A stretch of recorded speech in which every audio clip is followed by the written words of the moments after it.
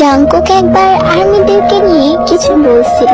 আমি জানি না তোমাদের মনে আছে কিনা, সে একবার বলছিল যদি কোনো ছেলে তোমাকে দেখে রাস্তায় শীষ বাজায় তাহলে তুমি তাদের দিকে ঘুরেও তাকাবে না, কারণ তুমি একজন মেয়ে, রাস্তার কুকুর না।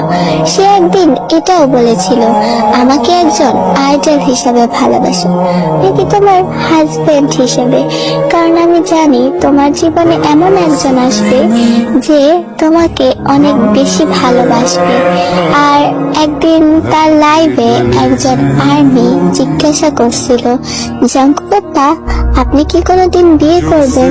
তখন জাঙ্কুক সেই কমেন্টের রিপ্লাই দিছিল যে না, আমি কখনো বিয়ে করব না, কারণ আমি আমার আর্মিদেরকে অনেক বেশি ভালোবাসি, অনেক বেশি। Armys are my everything, you no.